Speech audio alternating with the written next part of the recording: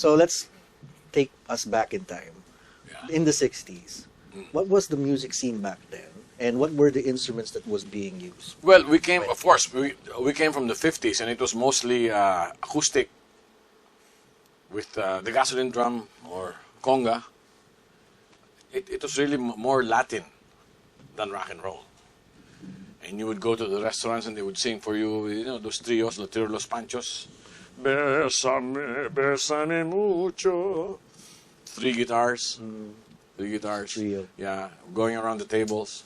Yeah. And then congas. That was it. Electric guitars were not yet known at that time. Not very much rock and roll back then. It's more of No. a 60s lounge jazz No, type. not very much. And not very Latin much. music. And the electric guitars were only starting. And it was mostly Gibsons. But the old jazz guitars. Yeah. So 1960. Okay. So it's a big event in school.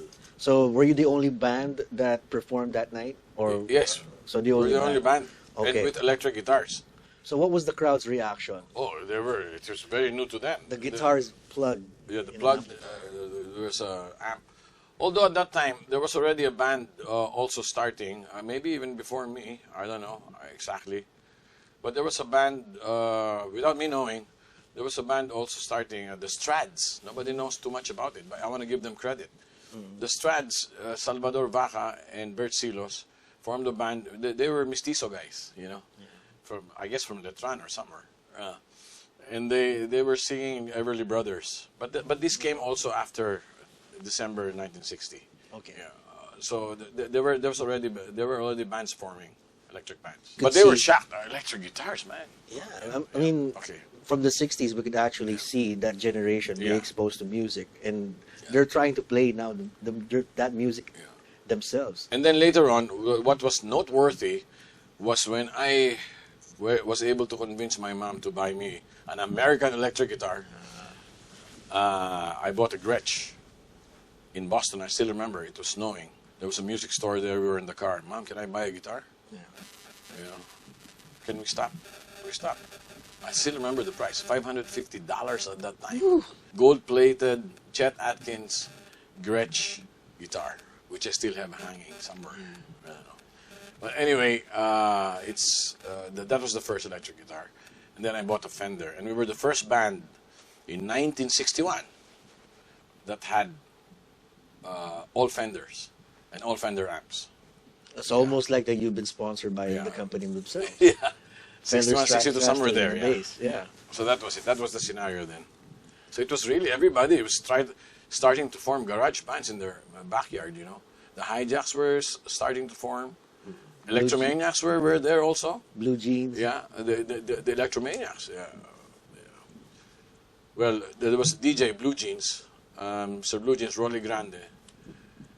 We were already rehearsing in the DZBB studios, which also owned DZXX Radio.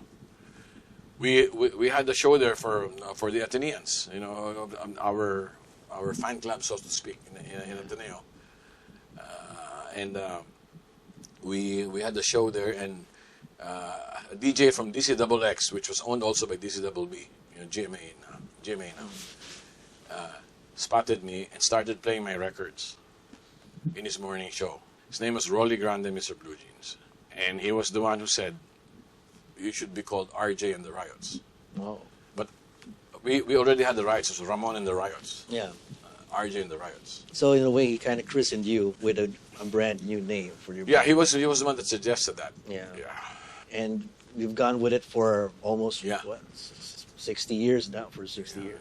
And he was also an out-of-the-box guy. He would play stateside hits early. So we got along. Yeah. We got along. Because before the hits would get here, it would take a year, 6 months to a year. Yeah. So when I put up the radio station, that's what I did. I broke a lot of hits ahead of time. And the people are here in this country were only able to listen that if they tune into that station, your Yes. station. Because at that time, payola was very rampant. They paid the DJs to play certain songs only. The recording companies Right. would pay most DJs. So, So can play you would the hear song. the Yeah. same thing over and over in all the stations. So when DZRJ came in, it was different. So you were. So I DJ'd for 8 hours a day. It's a long. And they started calling, hello RJ, hello RJ. And then we had a homecoming in the roof of the DCRJ studios in the Santa Mesa building.